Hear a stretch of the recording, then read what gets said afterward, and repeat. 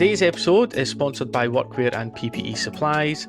They cater for all your company's branded workwear, uniform and PPE needs. From head to toe protection, they've got you covered. Check out their exciting workwear bundle, which is only £99 and includes 9 items of clothing with free embroidery and setup. You can see their full range of products at www.ppe.co.uk or give their sales team a call on 01236 750 575. Regardless of the size of your organisation, they've got you covered.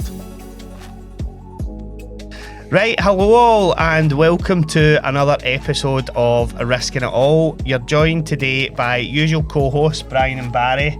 McDade is off sunning himself yet again in sunny Spain. Barry, I think you're still the only man, mate, that's maybe taking 2 or 3 holidays behind this year, so there you go. Today we are delighted to be joined by Michael, who is the founder and managing director of the Channel Finance Group. Welcome, Michael, and thanks for coming on, mate. Thank you very much for having me, guys.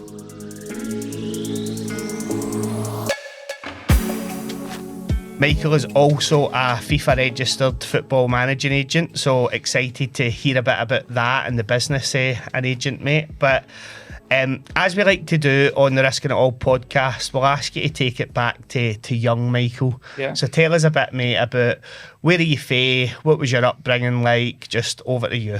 Yeah. Upbringing, I had a decent upbringing, if I'm honest with you. I come from a wee village, not outside of Motherwell, called Carfin. So no major traumas, so to speak, if you mean growing up. What's Carfin like? Is it rough or is it alright, Carfin? To be honest with you, it can be a bit rough. It can be a bit rough, but there's areas that are round about Carfin that are rougher. Right, okay. They're a lot rougher.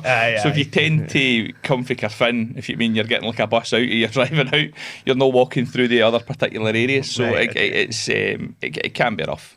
Right, okay. And brothers and sisters? Two younger brothers. Two younger brothers. Two younger So you were brothers. the big brother. I was a big brother for my sins. Right, okay. And what school did you go to? What primary school did you go to? Our Lady in St Francis Primary and Taylor High School. Right, So okay. Our Lady in St Francis was in Carfin. We didn't have to walk too far to get to the school. And Taylor High was a stone throw away. Were you the big brother that had to do the fighting whenever it got rough and tumble in school, or did you all behave yourselves? To be honest with you, I don't know if I got that kind of a type of reputation, but it was probably a no-nonsense approach, something that I take into later life. Mm-hmm. So if you had to get involved, you would get involved. But I'm more of let's talk this out, let's kind of talk about this rationally. Aye. And then if we have to fight, we'll fight. Do you know what I mean? I would never ever kind of a back down.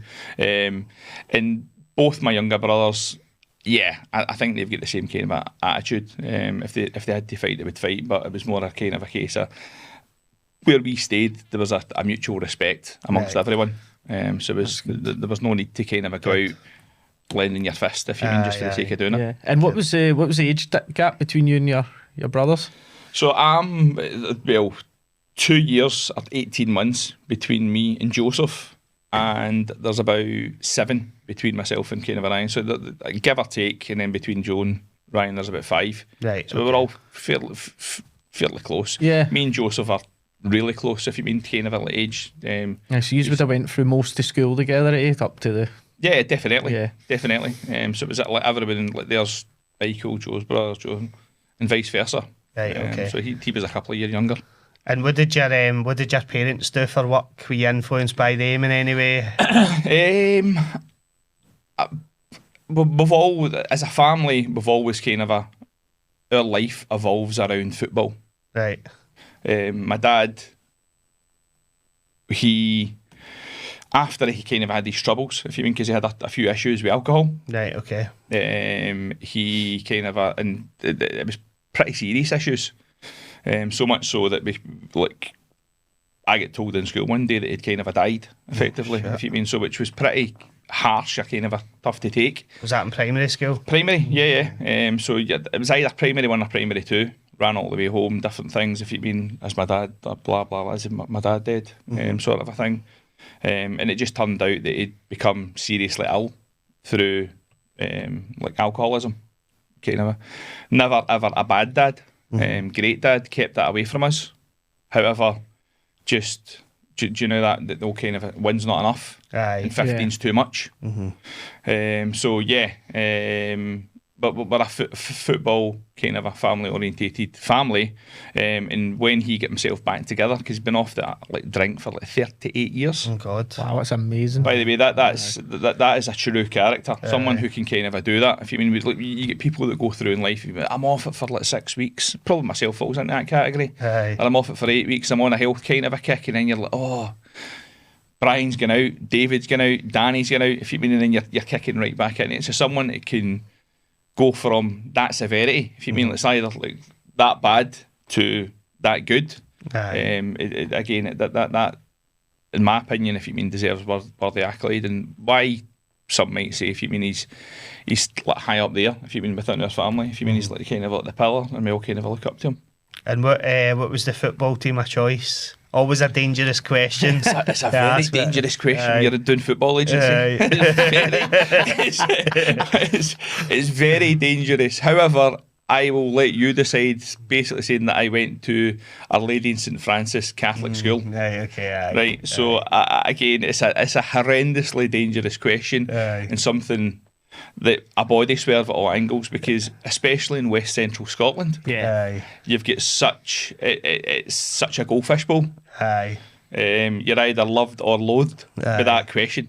So to be honest, mate, we have fun with it. So our co-host Andy, me and Barry moved into a new office last year, and Andy's rocked up to the office with a framed Celtic top signed and all that, and we're looking at it in the corner going, do we put it up? Do we know? We'll have clients coming in. It's 50-50 realistically if they're Glaswegian. And then thought, oh, fuck it, we'll stick it up. We'll see what happens. And then, of course, you're on calls, primarily with English folk, to be honest, but even the English chip in and they go, is that a Celtic strip on the wall? And then, of course, naturally, a couple of Glaswegian clients come, and some of them are Celtic, some of them are Rangers, but we have fun with it. We are fortunate that we can have fun with it, and we're not in the profession of football, though. Because I can see how it's quite a... In my office, purely based on that fact, if you mean, we have no Celtic or Rangers tops. I could none at all. Because it just takes someone to come in, and they'll ultimately go from potentially doing business with you to we're not going to do business with you. In the world that we live in now. Do you think that's so sad? Do you know, I think it's that's it is real. I'm fickle. not suggesting for a minute that that's not true. I can absolutely see how that's true, but I find that really quite sad.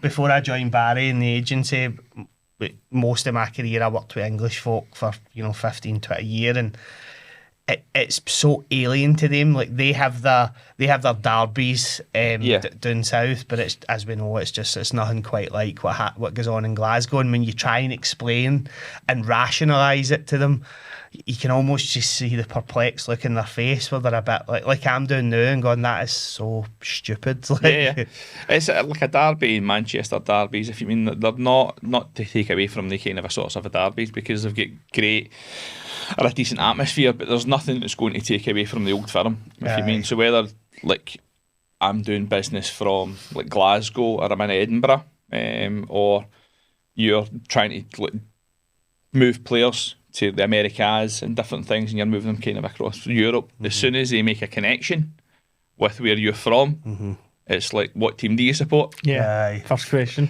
Right, and I'm like, right, wow. You expect to get this conversation when you're in Glasgow or when you're in kind of Edinburgh, and then it's like, what's the derby like? If you mean, have you been to a derby? Have you been to the old firm derby, or if some say the Glasgow derby? I'm putting that in for the audience. That's another giveaway. Just all right, guys. So look, we're doing an old firm rabbit hole. So I'll rescue us. I'll rescue us and pull it back. So before any one of the three is end up in bother. So we did touch on school. Academically, were you tuned in school? Did you like school? Or were you clowning about? Like, where were you at? No, academically, I always felt, and I think everyone round about me probably felt, that I never hit kind of reached potential. Academically, I was clever, but you've got that academic kind of a clever. You've got kind of like switched on. You do what you need to do to get the results that you need to get. But I always had one eye on. I knew for a fact that I was going to get into some form of finance. If you mean, I just enjoyed that so much. So whether it was going to be something to do with maths or something to kind of do with accountancy, something to do with like banking, I was always just one of the minds. It's like a magnet. Do you know what I mean? You're pulled like a magnet. If you mean to kind of so English not so good, grammar terrible, but your accountancy, your chemistries and different things, your maths, I always kind of focused on that. And you probably tried that bit harder, if you mean, which frustrates the life out of me now, given the fact that I've got a daughter. And you're trying to kind of say, don't take any of my bad habits, because there's quite a few. Right? There's quite a few. Take on kind of like some of the ones that I wish I had. I wish I had embraced, and that was when you're in class. If you mean utilise your time, if you mean, and later on in life, if you mean that's something for me that that I'm fascinated with time. I'm obsessed with time. Oh, right, okay. And it's quite bizarre because you look through different things and you see, and it's only now that you've got like podcasts and different things, you kind of think, well, I'm not like I thought I was weird. And you see other people kind of talking about it, if you mean. So, like watches with me, clocks on the wall, time, effectively. If someone's giving you their time, do you mean? I see that as a huge compliment, if you mean, like as in, and if I'm giving someone my time, if you mean, they should kind of see that as kind of like a huge compliment, because as soon as you walk out that door, you don't get that time back. That's part of your life that is gone. If you mean, and then even if you look at it more from a morbid perspective, if you spend time with someone, if you mean, then utilise it and make sure it's the best time that you're going to have with them. Now, I'm not necessarily saying running about and cuddling everyone and embracing everyone and kind of having like, joyful scenes everywhere. But at the same time, if you mean, if you're spending time with family and friends and whatnot, and I always kind of remind myself of that, if you mean, because you need to kind of remind yourself sometimes, like. Oh mate, I'm in full enjoying my life mode now, because, but you know, pushing 40, and as happens is in life when you're getting to that age, I guess you start to experience more folk passing away at young ages, getting really no well, losing their mobility, and it just some switches in your head when you go, what is this rainy day I'm saving for? I might never see it. So I'm now in full blown, I am going to really, really enjoy my life mode. And you should. And whatever's left at the end of the day, my daughter can have it, and you know, it's probably more than I'll get. But I'm not going through life thinking I need to stash this away. I need to be careful for this rainy day, because I might never make that rainy day. Do you know what I mean? It's funny you should say that, because 4 years ago, coming up in September, 4 years ago, I was very much running around, self-obsessed, if you mean, not in a negative way, but just wanted to better myself, better the life of my family, better the life of kind of others around me, working every single hour God sent. We had just went into kind of a COVID, and then all of a sudden, Michael, you've got a brain tumour. Oh God. And I was like, what? If you mean, and the word that they actually used was, when they called my wife up, if you mean, we found a mass. Jovial me, when I'm kind of sitting there thinking, right, what the hell is this? If you mean, it was like, what's a mass? Is that something that we go to every Sunday, sort of thing? And I'm trying to make light of it, but I knew the severity, but my mind just wasn't kind of clicking into place. So that taking me back to time, and I obsessed even more on time after that, because you went from having, like, you didn't know what was going to happen. You went from like a kind of like a good place in life, if you mean, like struggling on, like everyone did at that particular time when it was round about COVID and different things, to you've got a tumour, you can't work, if you mean, and the reality is, if you mean, and it happened all very, very quickly for me, because I never get back out of that hospital, and I had to stay in there for like a week and a half, and then they put me off and says, no, listen, we can do X, Y and Z, and we can take you through to the Queen Elizabeth. But I was there. If you mean when you get diagnosed, if you mean like a brain tumour, and it was quite quickly. This is very severe. It was the size of a golf ball. Oh, right, okay. Wow. In the frontal lobe, and it was like. Had you been having symptoms leading up to that, or did it almost appear in you quite suddenly, where you were sat in a room going, "How has this happened?" Like, or had you been having wee things where you made you think, "Oh, I better get this checked out"? Honestly, I had like headaches, and then the headaches get put down to migraines. And then the migraines and the severity of the migraines get put down to stress, and then stress get put down to work, and then work get put down to lifestyle, if you mean, and everything else. So it just went on. So throughout all that, and listen, I'm not trying to blame anyone, if you mean, because NHS have got enough on their plate, And I guess essentially. in 2019 in particular, Oh, it was horrendous. Trying to get a scan almost must have been impossible. Horrendous. If you mean, the worst part of that was, for me personally, is you felt as if you had no one with you, even though you did. So you went through. So you jumped on for that, diagnosed in August, getting the surgery in the 9th of September, to having no one round about you. So you wake up out your surgery, 9.5, 10 hour surgery. You've not got your wife there, for example. You've not got my daughter there, for example. You've not got your parents. You've got nobody. Yeah. You have literally got nobody. And for me, that was the hardest part. Not to go along me, like, mentally trying to fight that. If you mean kind of trying to fight your demons as such. Because, like, why are they not coming to see me? And you're like, well, it is kind of a COVID. And then there were folk that was probably worse off than me. Aye. Were getting people in to see them. So okay. and they were coming to their bedside. And out of that ward of 4, if you mean, so I was in a room myself, and then you get into a ward of 2, so and then you get into a ward of 4. I seen that as kind of a progression. Aye. If I'm honest with you, because actually you're getting better. Yeah. So you don't need controlled or monitored as much. But within that ward of 4, if you mean, like, 2 people died. God. Do you know what I mean? So again, this is where my obsession of time comes back to. Do you know what I mean? Aye. You don't. So you've seen things that hopefully you guys will never ever see. Yeah. Do you know what I mean? You'll never ever see. And you're obsessed with kind of like embracing everyone and making the most. I get that, mate. No, because I've went through it myself. It's almost like people round about me have experienced what they've experienced, and I don't know. It's just drove me to go. It could be me tomorrow. Could be me in 2 year, 5 year. So I'm not going to wait about here. I'm just got to. My New Year's resolution this year was to have the most fun year of my life, and I'm doing no bad. So far, to be honest, I've not gave up yet. I'm doing no bad. There's been a bit of drama now and again, but there has. I just think it's really refreshing that you've taken that experience, and some people might have looked at that and thought, oh, you know, what's the chances? This is bad luck. You know, why me? And kind of looked at, but you've not done that. You've said, well, look, I'm going to cherish the time, and I'm going to value the time that I've got. Yeah. And thankfully, you know, as you're sitting here, everything has worked out to plan. So I think that's a brilliant way to look at things, if I'm being honest. I think if everybody looked at that in the same light. I'm all in. If you mean seeing life, if you mean see with the relationships that I have, I'm all in. So when I had the surgeries and we went back, and you're trying to get back on your feet, because you get occupational therapists, you get brain therapists, you get speech therapists again.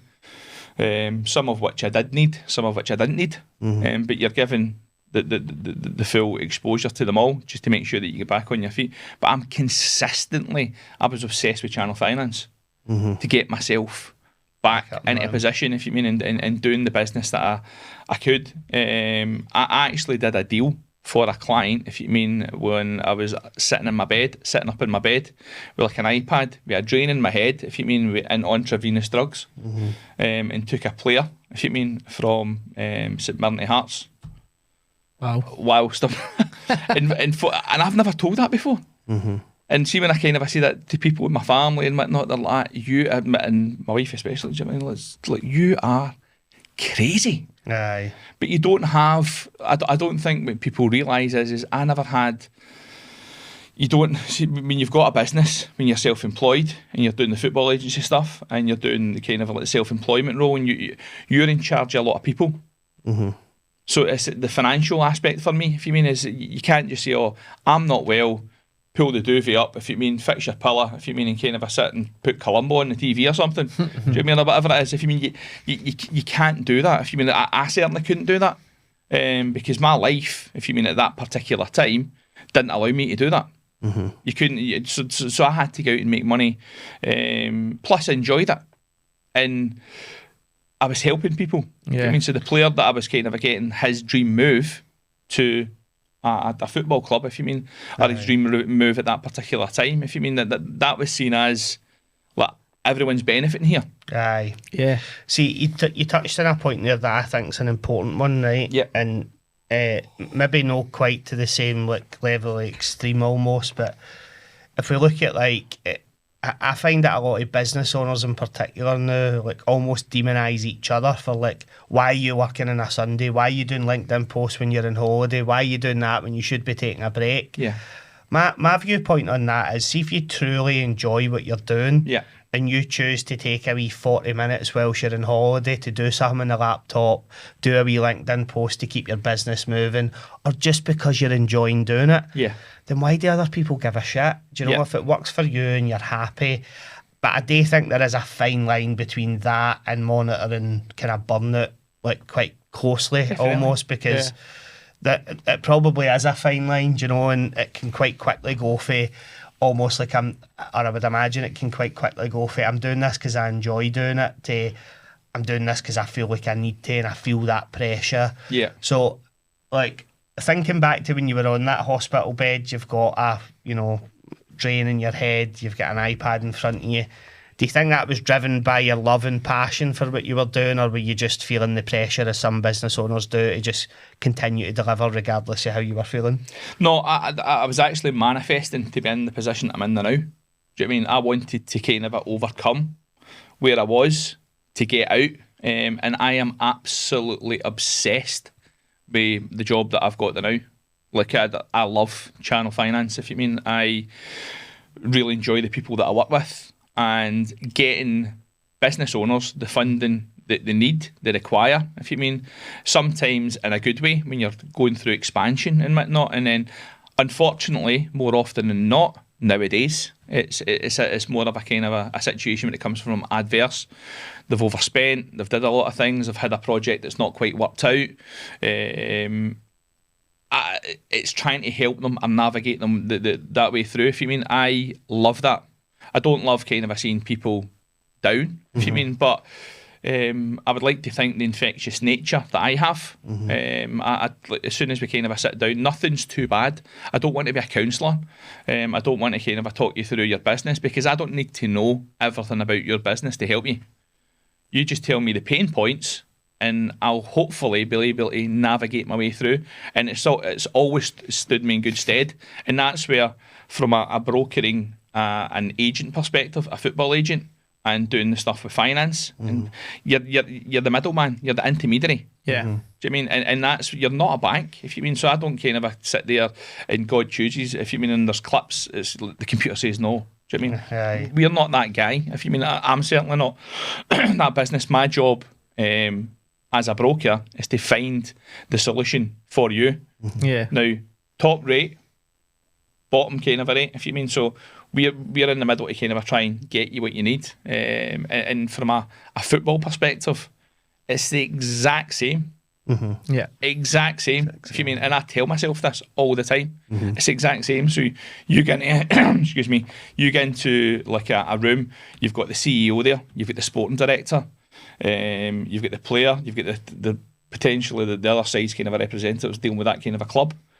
You're negotiating a deal for your player to go into that kind of a club. So you're trying to make everyone, I wouldn't say happy. Happy is the wrong word. But they come away with a self of, right, okay, there, we've all got a decent deal out of that, rather than being a negative and something doesn't. So that's the way I look at it. Listen, you can't get every deal over the line, if you mean. It's absolutely impossible. But I take that to heart. I genuinely take that to heart. If you mean, if I don't get, especially funding, if I don't help someone, if you mean, that's from a mental health perspective, that grates on me. And I'll go out with Carry it. the burden of that. Oh, 100%. I genuinely do, and I'll probably phone them 2 or 3 times to make sure that they're all right, if you mean, or I'll try and find a solution with an alternative. Yeah. So if you can't use me, or I can't help you, you bet your bottom dollar. If you mean, I will try and help. In the way that my business is kind of a growing, we've now got like private investors and different things that can come in. So there's a lot of things that you kind of can do. So a lot of levers you can pull. I think, like, thinking about how this ties up with your early life, you were talking about football was massive, maths, accountancy. Yeah. The thing that's really shining through, just listening to you, is you're a problem solver. Like, everything you're doing 100%. is just trying to solve everybody's Fixer, problems. a professional fixer. Yeah. I've actually, I've been called a chameleon. I don't know what a professional fixer. Yeah. Do you know what I mean? And it can happen to be within. You say that you're the oldest brother earlier on there. Yeah, I am the oldest brother. If you mean, and with that, you born on your shoulders. If you mean, you have to kind of solve or kind of fix a lot of kind of issues internally with family. Thankfully, we are a close family. If you mean, but everyone has their wee nits and grits kind of here, and then out with that, when you've got friends, they all come to. They seem to kind of come to me again like a magnet to sort it all out. If you mean, and you kind of say, right, you Chief negotiator. Yeah. but as you're just negotiating, you're using that talent. But if I asked someone to go and hang a picture for me, Aye. I have not got a clue. Oh, Barry will do it for you. I'm out with that as well. Hammers in the wall, do you know what I mean? aye. Big holes. I've even bought the things that you stick on the wall and you put the sticker Aye, on. listen, I'm out. it's I'm just out. it's Brutal. one of the I'm things. brutal. We're all desk jockeys, and you can't have it all, right? No. As I say to my wife, you know, give me a bit of admin to do, a bit of booking something, no bother. Yeah, yeah. But, you know, don't ask me to be screwing something, hammering something. You know, gardening, I'm getting there. To be fair, I was Aye. out yesterday on my knees spraying the old weeds and that, so I can do a bit of that. But in the house, I'm hopeless still. I'm in arithmetic. That's Well, kind of where my I'm just hopeless at anything to do with manual labour. Yeah. We started getting right into the weeds of what you do, right? But Yes. I'm keen, just before we do that, to just have a wee chat about like how you transitioned into that. So Yeah. you left school. Was there college or uni for you? Yes, both. Both, aye. Yeah, yeah. And what was like proper job number one? Let's call it. So you leave college or uni. Job number one was my uncle had, and it was through school. So, and it's habits that I'm trying to put on at my daughter now. If you mean like kind of a good habit, she's in with me a couple of days a week just now. What age is she? 13. 13, right? Okay. Yeah. So it's similar to the age that I started. So my uncle runs own and ran an accountancy firm. He's since sold off, but Christmas holidays, summer holidays, Easter holidays, bank holidays, and whatnot, You were in. I was in, and I wanted to go in. So even if I made like no money, I was quite happy to be in that environment. A kind of an office environment, accountancy environment, arithmetic environment, learning. Yeah. And I thoroughly enjoyed that. So that was the first, and then I came out of there, obviously getting to college, university, What did you study at uni? accountancy. I was going to guess. Did you but I have didn't to want to ask? assume. Accountancy. Surprise, surprise. Silverback, surprise, surprise. No, so accountancy. And I came out of, obviously, be doing that when you're kind of a studying and whatnot. I found a way, if you mean, with Arnold Clark. So there's a chap who, basically the guys at Arnold Clark, the now, if you mean Russell Borry, Right. is very, very high up and kind of a senior, and Eddie Hawthorne. These guys effectively are now running Arnold Clark. They gave me my first start. And you had the central funding unit, again, all around kind of a finance. And I found myself on a weekend coming into the kind of a showroom and different things, and kind of figuring my way out, and ended up, I sold a few cars. So that's where my kind of a thirst from sales came from. Right, okay. So it was like I probably just fought my way through it. If you mean, like I didn't know that I had a gift. If you mean to kind of be like a mediator kind of a sit in the middle, because the hardest job, bar none, that I've probably done, if you mean, is effectively car sales. Yeah. That's a very difficult job. Aye. Mentality wise, mental fatigue, if you mean, there's a lot of moving parts, making sure and customer journey and whatnot. And I think, sorry to cut in front of you, No, but that's all right. thinking about it, actually, like, it's the ultimate position in mediation almost, because you the sales guy, you're almost, it's like they don't own the product. Yeah. They're probably trying to sell you somebody else's finance Yeah. offering. They just show you about and go, right, here's the bells and whistles, here's the keys, have a look. And it's often, right, I need to get into the sales manager's office and speak to him and see what we can get you in terms of a deal. And I don't know, sometimes I feel like they play that role. Like, I'm on your side, right, but we'll go and speak to the sales manager and see what we can do for you. But you get the impression that it's a solid gig, a lot of hours as well, for what I can gather. Like, It was at that particular time. It was, and I had good people around about me. And bearing in mind, I'm young. If you mean, and you can't, you're chasing the paper, you're chasing the money at that particular time. So you get the car, you get everything to go along with it. You don't have to use it, like the insurance. So I kind of thought about that as well. But it was more from a central funding aspect that I get into sales. It wasn't that I applied for kind of like sales jobs.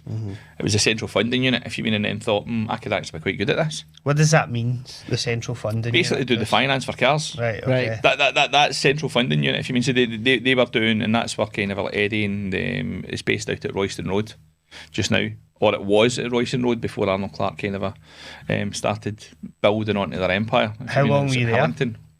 A couple of years. Couple of years, right, okay. Couple of years, and then went to Xerox, headhunted to go over to kind of like Xerox, worked for Xerox, again doing selling, if you mean, but I was more focused on the bigger deals, the chunkier deals, financing of them.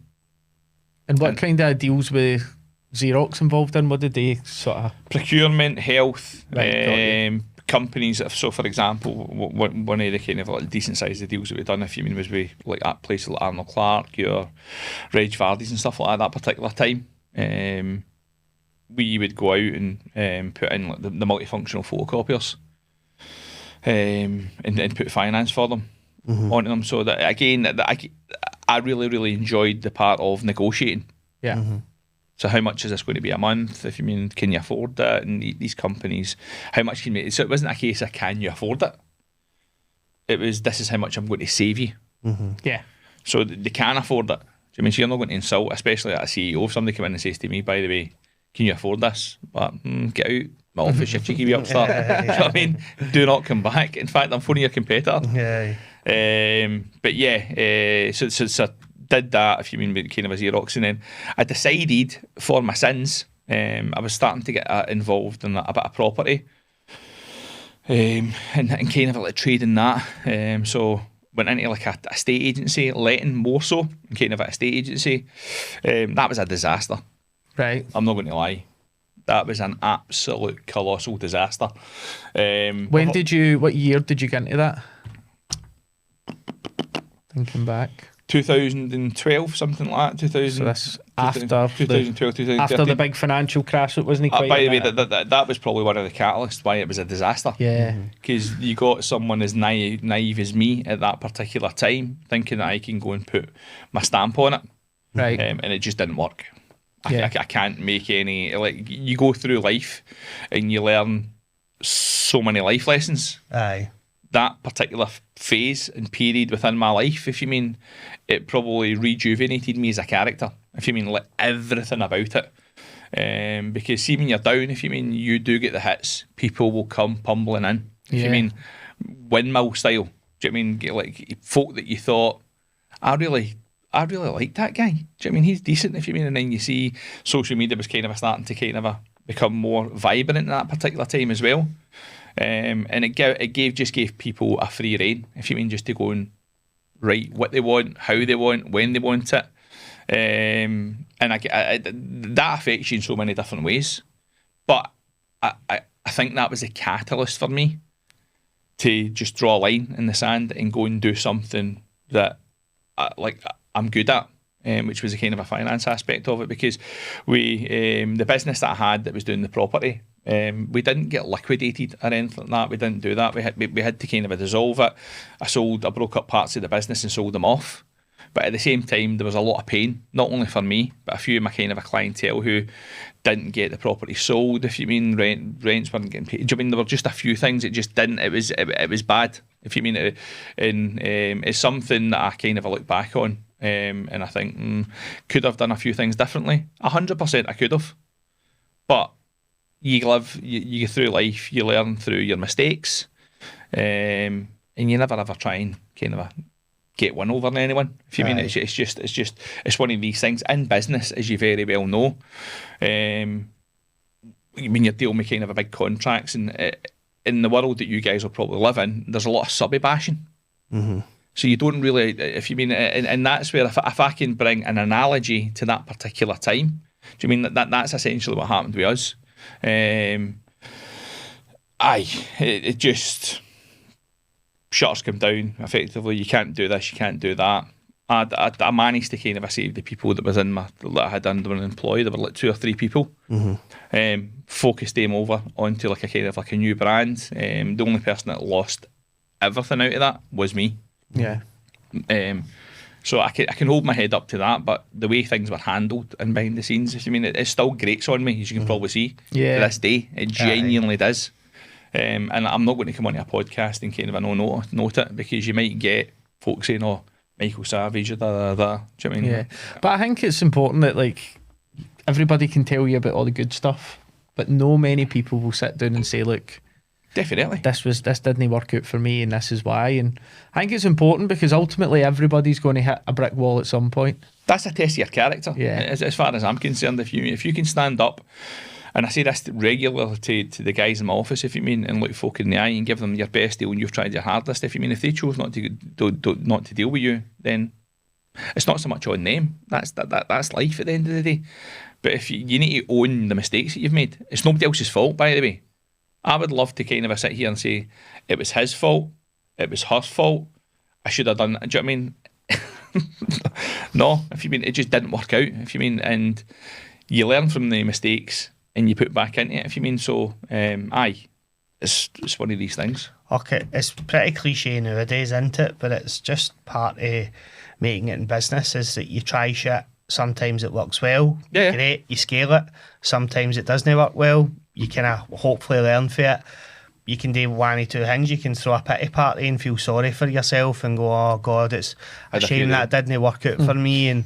Or you can just get at it and get back on the horse again and try something else. So, you're right. But I find that's even the case in, corporate world as well, where there's a lot more constraints and red tape that tend to kind of hold you in your place. But those that really elevate themselves are those that are willing to kind of lift their head above and give something a bit fresh and new a go. And sometimes that works, and they're recognised for that. Other times it doesn't, but they crack on to the next thing and crack on to the next thing. In corporate world, if you mean, you've picked a good point there, because as a small business owner, a grown business owner, I'm envious of that, because you're not playing with your own money. Mm-hmm. You're walking the talk. If you mean, if I make a wrong decision now, I have to borne that for the rest of my life. Mm-hmm. Do you mean, you're in corporate world, if you mean, you can go and pay someone X amount of salary because that's within your budget, you can go and do it. Mm-hmm. My budget's taken away from what I'm putting on my table, essentially, if you mean, and how my lifestyle is. Do you mean? So I'm not saying it's a lifestyle business that I've got, but there's corporate world is complete and utterly different, if you mean, from the real world. Yeah, it's so far off. The real world, it's unbelievable. And I've seen both sides of the coin. So I've been in businesses, PLC and everything like that, which I've aforementioned there, where you can take people on, you can kind of give it a go. In the real world, if you mean, it doesn't happen like that. Do you mean? It's not. So again, if there was a cushion of money, if you mean in different things, you could kind of go at without going on and getting loans from yourself, if you mean, or kind of a remortgaging your house or taking additional charges out against your property, then it doesn't work. It can't work. Aye.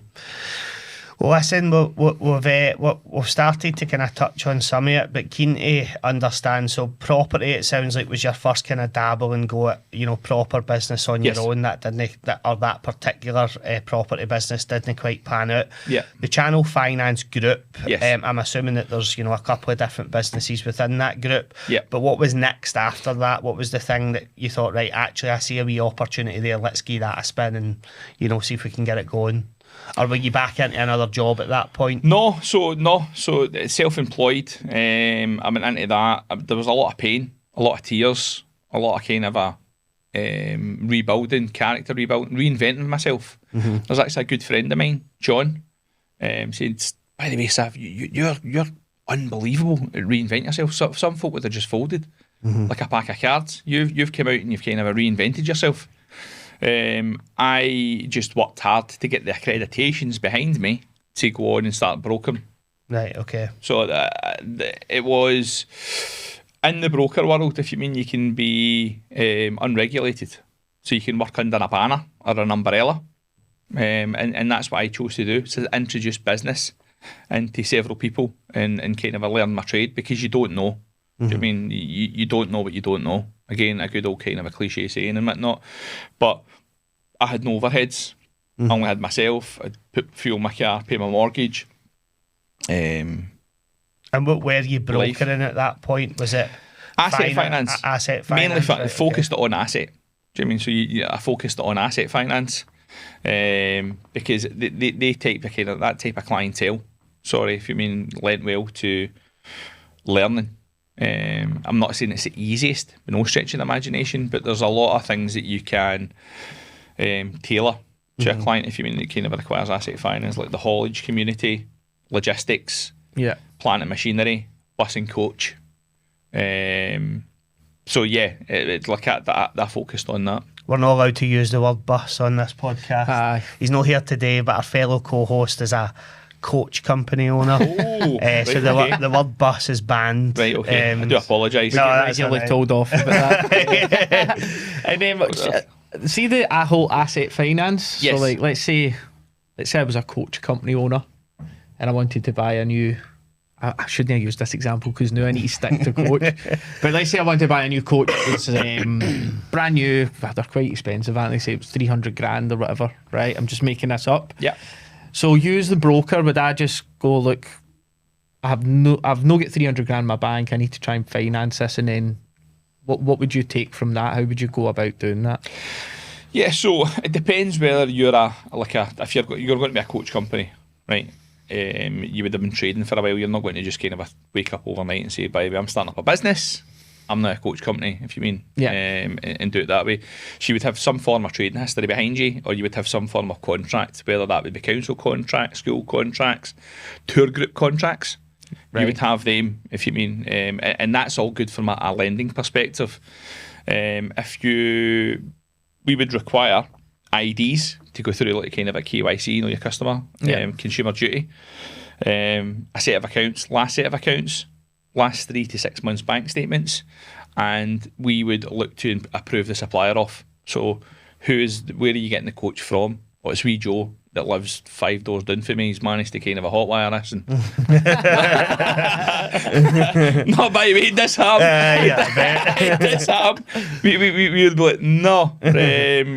So we actually do a lot of our own due diligence prior to kind of submitting to a lender, and that's more so from a credibility perspective. Aye. So once we had identified that the coach is coming from like Volvo or MAN or Irizar or Yutong, I've just named 4 out of the kind of a Scania's been another one. In case MD's watching on, there are other providers available. Yeah, 100%. Lots of other providers, just the ones that I can remember. We would kind of go to the supplier, make sure it's kind of tallied off with the invoice, and then this is where the magic happens. So depending on where the client is credit wise, we would find a particular lender for that, if you mean. So it's going to be rate driven, right. But within that rate of kind of a particular clientele, so a client's been going for like 3 years, but they might have a wee bit of adverse or something that's not quite right. Because listen, we all do. Like I'm using that as very widely, if you mean, and is common folk.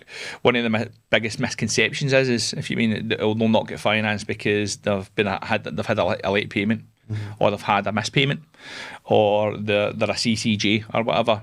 Now you can, but it's just going to be more difficult. Yeah, so you pay more ultimately as you're well. you're kind of going to pay more, and then that's when the magic happens for us.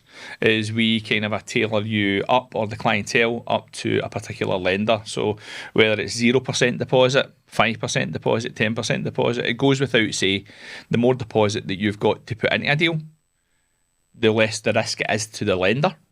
The more chance of you getting an acceptance through quicker, shall we say. Sounds a lot like personal finance, Yeah. to be honest. No different really to Bit getting a more mortgage, complexities or a bit more to it, I guess. But I mean, when you think about a mortgage broker or even a lender asks for when you're buying a house, it's kind of the same shit. It's like your personal trading history almost. It's more of the business trading history, if you mean. So it's more, and this is secured. So when you've got the difference between personal, taking out a personal loan, and kind of you've got the asset, is the personal aspect of it is going to come back on you. So you take a personal loan out, if you default or you miss a payment, God forbid that kind of doesn't happen. But if you do that, then they're coming after you solely. If you mean they're coming after you, and they're going to basically take your property or whatever off you. Again, that's in the severest of circumstances that's it's going to happen. But if you take it out against an asset and you've got like a decent deposit down on it, more than probably 10%, I would encourage my clients to do that. But through circumstances you don't know, then what's the worst that can happen? If you mean you get through a wee bit of a lull, you don't need that kind of a coach anymore. You work with brokers like ourselves who know other kind of a coach companies, then they can kind of put that on and you get yourself out of it. If you mean, so it's secured against the asset. So to you personally, it's not going to be as detrimental. Right. Okay. And is your fee a revenue provided by the lender rather than the end customer, like a mortgage broker would, for example? Yes, so specifically on asset finance, if you mean 99.9% of the time, the fee comes from, you're remunerated by the lender. Yeah. Right, okay. You don't go and say to a client, by the way, I'm going to get you this coach, and I'm going to I'm going to get you this coach, and I'm going to put this car finance in place for you. Here's my £500 fee. If you mean, you wouldn't be in business long. Yeah. As far as that, do you mean it just wouldn't happen? However, when we are doing like commercial mortgages, because it's another arm kind of the business that we've got, and second kind of a charge lending and whatnot, there's a lot of work that's involved. A hell of a lot of work, if you mean. Yeah. And the process of that, if you mean, it's not as going to be as simple as somebody can come to me on asset finance and I can turn a deal, which I have done, within 2 hours. Right. So that's taking it in, getting it submitted through to the lender, lender accepting it, and documents sent out, invoices all sorted, and then paid out. If you mean, I've done a deal, it's just less than 2 hours. But we'll just say for talk's sake, it's 2 hours. When you go into like a commercial mortgage or any kind of a form of second charge lending, or bridging finance, you're essentially going to be a minimum of 4 weeks. Yeah. And then 8, 12. So that's where you need to get some for them, in my opinion, and others work differently. We will never, ever, ever, ever charge a client, if you mean, without delivering. So if we say, we will look through a proposition to say, guys, you were looking for a commercial mortgage. So you're going out from a place that you've rented for the last 2 years. You can show solid financials. Business is going well. The next part of your growth is you need now, so you've got an office space, but you now need a unit, which is going to house the equipment and whatnot. So you're going to need kind of a space to put that in, preferably with a shutter, so you can get your vans and stuff like that in there. We are going to have to kind of put into a lot of work of building that proposal to the lender, right, and submitting that through. So then you would ask for a fee, if you mean, so there'd be some form of fee. But I can only talk about how I operate at Channel Finance. If we don't deliver on that, and say, for example, you've paid me $495, $995, $1995, $4,995, depending on the size of the deal, if we don't get you the funding, and it's through no fault of our own, by the way. If we've come back and we've given you 4 or 5 different offers, and for whatever reason you've chose to kind of renege on it, we'll pay you the money back. Right. Okay. So it's not something that I'm comfortable with. If you mean it, we've never done it, and we never will. That's a good selling. Oh, sorry, Barry. I was just going to say, like, in regards to charging a fee, I can see why you would for something like that. It's quite a timely conversation because we're currently looking at office space. Do we rent? Probably. I don't even know. We've in the opinion where we couldn't buy, but we might. I don't know. We'll probably pick your brains about that. But I suppose. Let's pick your brains about that now. Actually, so see if we came here and say, you can see where I'm going. I'm getting quite a live negotiation about to take place here. I'll get the popcorn out and sit back. So, like, I suppose for me, like, I don't have any understanding about how that part of the world works in regards to commercial mortgages. Yeah, okay. Asset finance. You've probably just taught me a lot more about asset finance in 5 minutes than I've ever known in my life. But how does that commercial mortgage work? So let's say I'm a business owner, right? I want to buy a new office.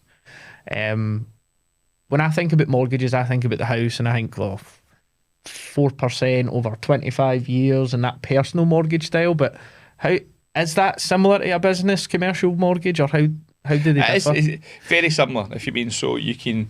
It depends on the type of property first and foremost. If it's a commercial units with land, if it's just land you're going to kind of build on. So we'll just go for like a commercial unit, or you've got something like this, for example, where it's it's in a block and you've got like different offices housed within that. That's the first thing. Do you mean? So you need to identify what it is, if you mean, and what the lending parameters is, and that's how you find yourself a good commercial broker, because they'll know the types of lenders that they need to go to that will do that. Because you can, again, we've learned through experience, but you can go through like just learning as you go to the detriment of the client. Right. Deposit with any kind of a commercial that you're looking for just now, you're probably looking to put it down between 20 and 25% deposit. Yeah, that's a fact. Do you mean like? And again, that just gives it's less risk to the lender. Yeah. It's always good if you've had units before, so you can show that you've been paying rent, and there's that build up with kind of a cash flow. But again, from an asset finance perspective, you're going to need your sets of accounts, your last kind of probably 1 year, 2 year kind of a sets of accounts, your bank statements and whatnot, all that information. They do lean on a bit more on your own personal, but more from a KYC, just checking you over, if you mean. So do you have any kind of adverse before? Have you had any businesses that have kind of failed in different things? But it's not the be all and end all. As I mentioned in kind of asset finance, a lot of people think, because I missed that payment, I was 2 days later, because I've got a CCJ. If you mean, and the most common CCJ that's coming out now is when like Company House or HMRC put something on because you filed late, 150 quid. If you mean £375, 650. It's if you kind of sort that out relatively quickly. If you mean, and even if you've got it and you can show intent to pay it, it's not as bad as we know that's there. But I'm looking for a £200,000 mortgage, because if you put yourself in the lender's position, they're going to say, well, if they're not willing to pay £675, if you mean, then and it's something probably so insignificant, we're not getting great comfort that they're going to be able to pay their mortgage at £1,000 a month. Yeah, it makes sense. It sounds like almost in the same way again, like a personal mortgage. There's no like black and white. There's no a dashboard that just goes, if this is what happens. It's just every case has its own merit. 100%. To me, that's where, like, I've always used a broker for our own mortgage, and I just couldn't see any other way of doing it now, but where she contacts me every 5 years and goes, mortgage is up, I'll do all the legwork for you, my fee comes for the lender. Yep. Sound, charge on. Yeah. Why would I want to sit at a computer, no having a clue what I'm looking at, try and figure out, is that the best deal, is that the best deal, when you could get an expert to do it for you and her fees contingent on her doing her job. Yeah. Like, it just makes I'm a huge advocate of that. A huge advocate of that, because whether you're a mortgage advisor, if you mean mortgage broker, asset finance broker, commercial finance broker, if you mean, who you're speaking to is a specialist within their field. It's absolutely no different from getting a joiner in. Do you know what I mean? Or getting a plumber in. If you mean, again, tailored differently, and the kind of a skill set is different. But if you're wanting the best outcome for you, if you mean 1,000,000% engage with a mortgage advisor, especially if you're looking for a mortgage. I'm not taking away from high street banks, because I'm not going to berate the hand or bite off the hands that feeds me, because that's where we kind of get remunerated from as kind of a brokers. However, they will not give you the same attention to detail, and you'll not get the same service. And whether you have to pay a small fee for that, if you mean, it is, in the grand scheme of things, it could be very, very beneficial for you moving on. And not even to say that once you've got your mortgage in place, you've also got the insurances and everything like that goes in the back of that. If you get into a bank and you sit in front of a bank and say, yeah, I'm looking to do this, I'm looking to kind of take out this mortgage and put you onto a rate, the bank's always going to give you the best deal that the bank's got for you. That's what I was going to say. It's about independence in it and options. They've got to sell you their shit. 100%. If you've got an independent body that's getting paid, whether you go with company 1, 2, 3, 4 or 5, then you want the options of 1 to 5. The bank's got one option, and that's them. Your bank's always going to give you the best deal for you, if you mean within that bank. If you mean, so I'm not going to say that they're going to try and extort more money from you, because they can. If their rate is at 3.99, for example, and that's the best rate that they can give you, then you're always going to get the best rate. However, you can, through a mortgage broker or through a broker, you can go and speak to someone and can say, well, yeah, that bank's doing that. However, I can get you a rate like this, if you mean, because of the loan to value kind of meets this kind of a threshold, You could end up saving yourself a small fortune. It's quite interesting though, because see, when I first started brokering, when I never had as much as like channel finance, if you mean, in channel finance wasn't even like properly established. If you mean, my strap line that I used was bringing the bank manager back, based on the fact that nobody could go anywhere for advice. So I spent a lot of my time, if you mean, not being remunerated for it, but doing the right thing. Well, I wanted to ask you that, because obviously now you've got an established group, and for the outside in, things look rosy, right? But that doesn't happen overnight. So thinking back to like your first couple of years, right, when you're really trying to get it off the ground, you've got no real reputation, you've got no Rolodex that you can lean into. No, I'm good, mate. I'm good. How were you finding new business? Like that's the question that a lot of entrepreneurs, I guess, that are starting out in their journey really want answered is, how do I find new clients? So how were you finding new clients at the time? It was very organic, if I'm honest with you. Your AI and social media platforms, if you mean your Instagrams, your Facebook's not really a place that we can go to for like commercial funding and whatnot. It just can't happen. On the other side of the business that I've got mortgaged, you can kind of do a lot through that. But for me, in the folk that I had and the people that I was leading within channel, it was more organic. So going out, picking up the phone, hitting the industrial estates, chapping doors, speaking to people, going to networking events. BNI? Oh, no. No. I think you might be the first on that so far, that when I've asked that question, they've not immediately started off in BNI, doing a bit of networking. Doesn't work. I'm just going to come out and say it point blank, if you mean, and you've got a lot of BNI potential haters. For my business, I'm not saying it doesn't work for everyone.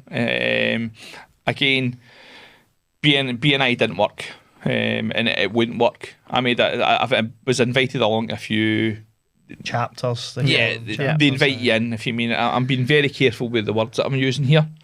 It's like the Illuminati at 6:30 in the morning with the robes on. But anyway, I've got nothing against that. If you mean, I genuinely, in other networking groups, if you mean, I do not have anything against it, but especially kind of around about BNI, it just wasn't for us.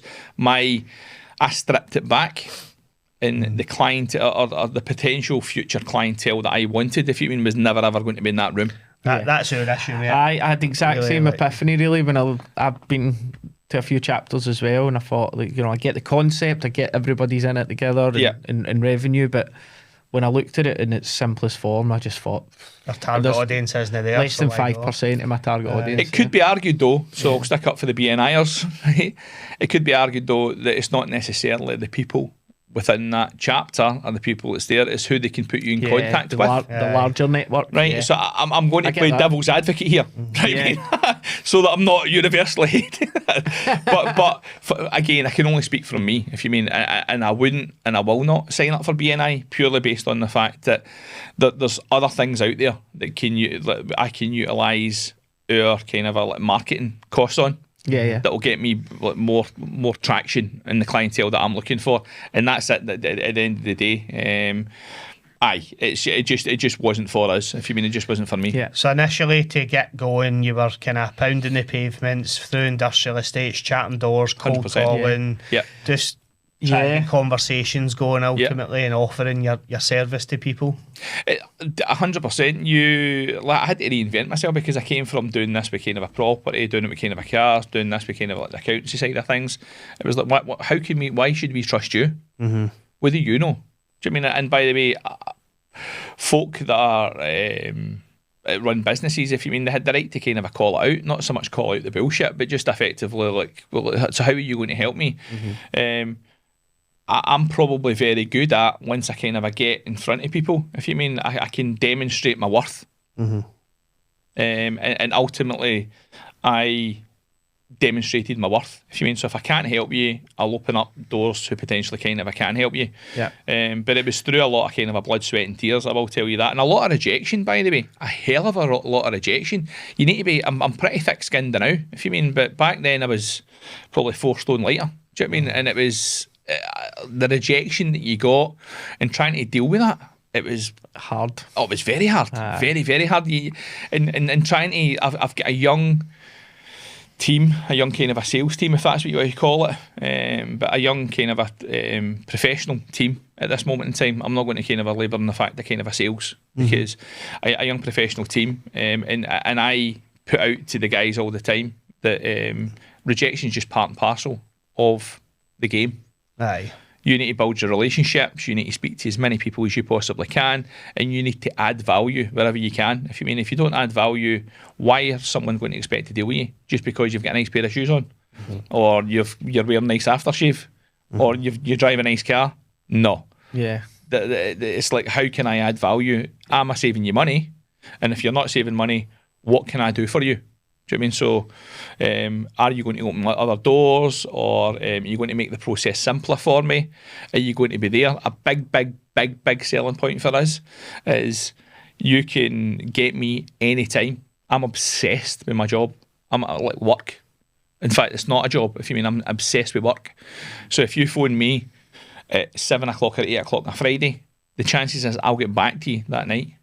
If you phone me on a Saturday morning at 7 or 8 o'clock in the morning, if you mean, I'll get back to you throughout the kind of a Saturday. If I'm on holiday, and whatever it is, whether I'm kind of a Cyprus or I'm kind of in Tenerife or whatever it is, I will 100% get back to you. I'm not going to even just pass that off as one of my team or something like that will get back to you. I will get back to you.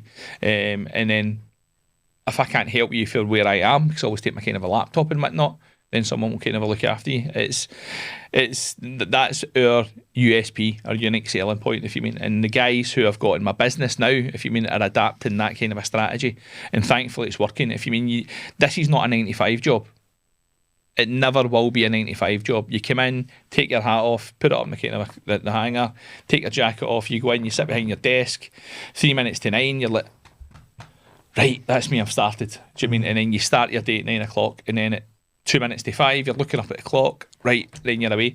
It doesn't work this way. If you mean, we're a very, very flexible business in the terms of, I'm not saying that the guys can come and go as they please, because it needs to be regimented to an extent. However, if they're given time out when they're speaking to someone, and one of the guys I've got in the office just now does this a lot, especially around about Saturdays, then I'm not going to pull him up if he's leaving on a Friday at 2:30, 3 o'clock. Do you know what I mean? Or he's coming in later, if you mean, on a Monday at 10:30, 11. It's about getting the balance right. It's 100% getting the balance right.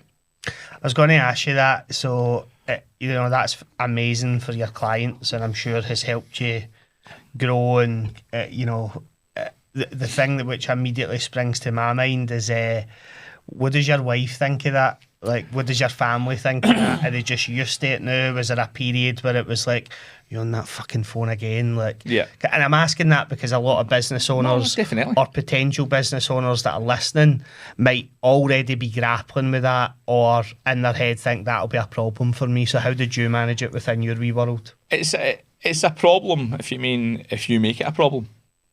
As far as I'm concerned. So, listen, it's one of these things. If you're married, dating, courting, shall we say, if you mean someone who's running a business, you can't enjoy the finer things or the good things in life if there's not a realisation to, like, daddy needs to do this, or I need to do this, or if you're a wife and it's your husband, if you mean it's on the other side, like, she needs to get away and do that.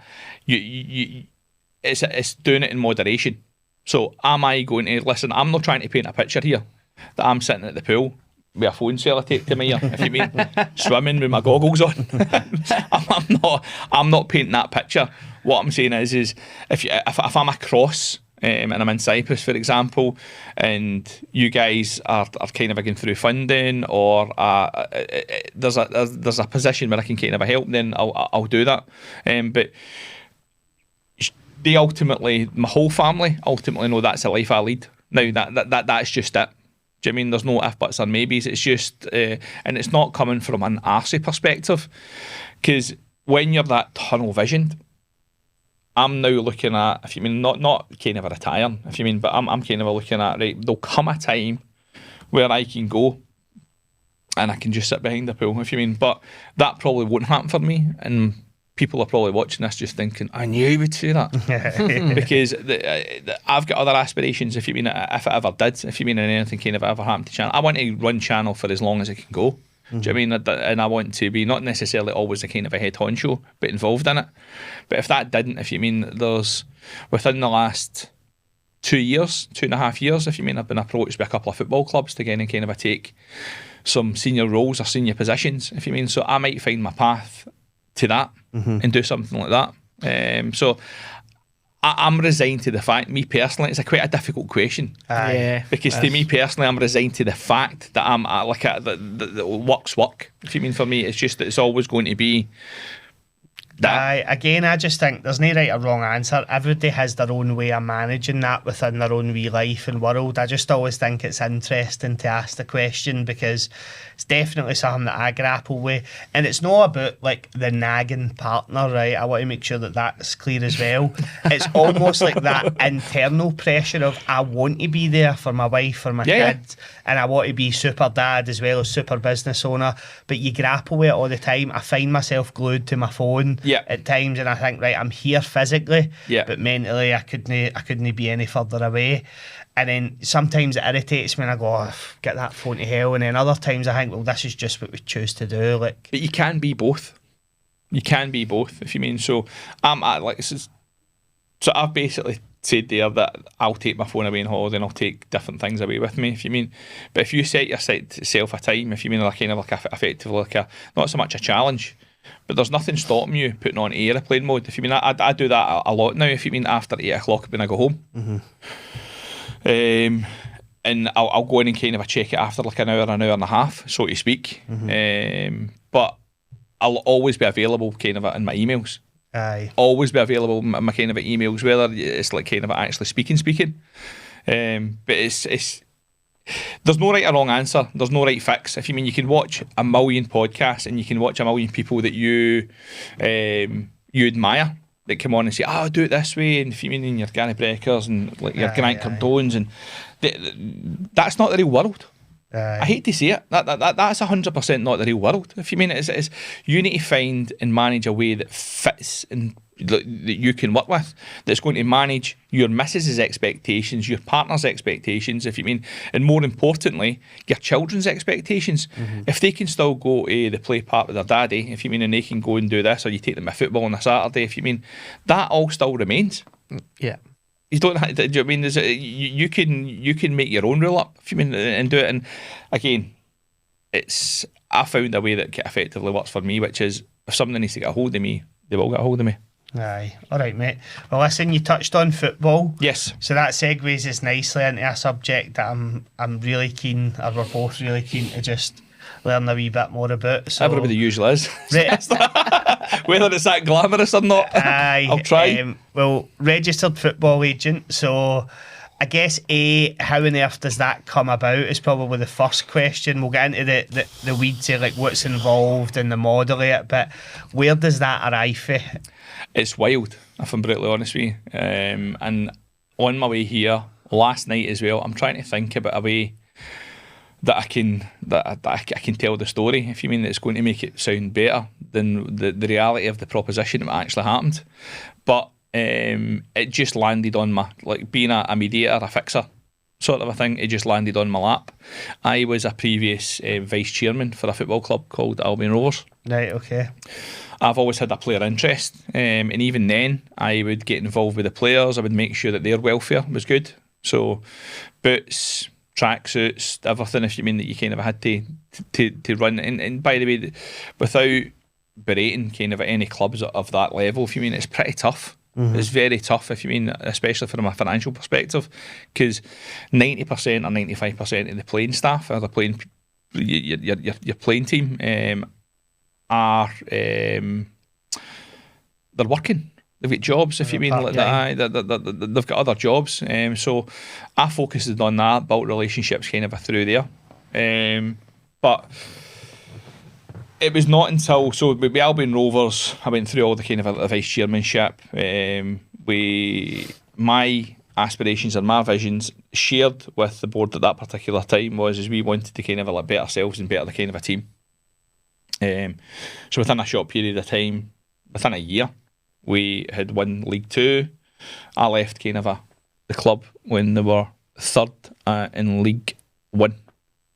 And again, that was just a kind of their vision, if you mean, and I'm not saying every single person, because fans, especially clubs of that size, they're fiercely defensive of their club, if you mean, rightfully so, because they don't want someone coming in that's unknown or whatever the case may be. There's a lot of other things that you need to kind of contend yourself with. Aye. Imposter, if you mean, he's an imposter. If you mean, what's he's not from Coatbridge, for example. Who's he? He's got a grand if he Coatbridge. He's dodgy. Do you know what I mean? And like, he's not acting the right kind of interest to your club. So when that kind of didn't marry out, I was doing the property side of things, and there was a player, if you mean, that was coming to his end of his career. And we just kind of transitioned it into, let's have a proper quote, kind of a football agency. So I negotiated his contract on his behalf, and I thought I really enjoyed that. I genuinely kind of really enjoyed that. However, I had the thirst, if you mean, or the pull for it, being involved with Albion Rovers. First, like you get around, you go into a world, an unknown world, where you see it in the TV, if you mean. So whether it's your Premier Sports, your Sky Sports, your BBCs, your kind of STVs, you're looking at it, and again, it's a lot smaller scale. That's a lot grander. You think, right, okay, what would that be like? And then you're invited into boardrooms, if you mean. So there's not a boardroom probably in Scotland that I've not been in. So see, I was just going to jump in there, sorry. So see, like, everybody in the media thinks footballer contracts is wages, right? Because that's the thing people talk about in it, how much does a footballer earn? Yeah. But without having any knowledge of football contracts, I'd imagine there's a lot more to them. Yeah. What's the sort of common things that you would negotiate as part of a footballer's contract, wage being one of them? So the most important thing is kind of a signing on fee. Signing on fee, if you mean, if your player's signing from another club to a club, you're going to negotiate, first of all, the transaction, so you get the clubs to agree.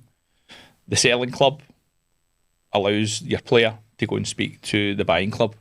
So that's the first thing, if you mean. So you're basically negotiating on behalf of both. Right. And so permission is required. 100%. You can't just do that back alley stuff. No. You cannot do that. Right. Okay. Listen, I'm not saying it does not harm. Aye. But it's the way that the process, if you mean, you have to get engagement. Engagement has to be there. Right. And the other club has to allow it. To say, right, by the way, you can go and speak to Stephen. And there'll be some form of kind of an email sent down from like the secretary or the CEO or whatever, if you mean, to allow that to happen. Right, okay. And then it's good common practice as well from a credibility perspective, because it's not one deal and you're out. Do you mean you have to deal with other clubs if you mean at a given time? So if you're going to act unethically on the first kind of a dealing, they'll probably not want to deal with you again. So it's getting engagement there. The second thing is you would start to negotiate the kind of the package for the player, as it were. Yeah. So you want Stephen, for example. How much do you want him? So what does that look like? What do you mean, what does that look like? Right, okay, so he's moving from Scotland to England. He's moving from England to Spain. He's moving for whatever. He's got a family. He's got a young family. There's schools, if you mean. So what's ideally, if you mean, what does that look like? Well, you need to tell us what you want. So part of that could be a car, if you mean, a property, if you mean, and it's not always kind of a gifted properties. There's wild ideas here, if you mean, that you just sign a contract for a team, if you mean, and they gift you a house. It's worth £500,000. Again, I'll scale it back and I'll just talk about kind of like clubs in Scotland. If you mean, you're moving up north, for example, they're going to put you into a property for 6 months, 12 months, 18 months. If you mean, the likelihood of that, what the reality of that looks like is going to be like between 6 and 12. Because then they're going to give you enough, if you mean, or they'll give you part of your bonus is to go and put a deposit down if you want to stay.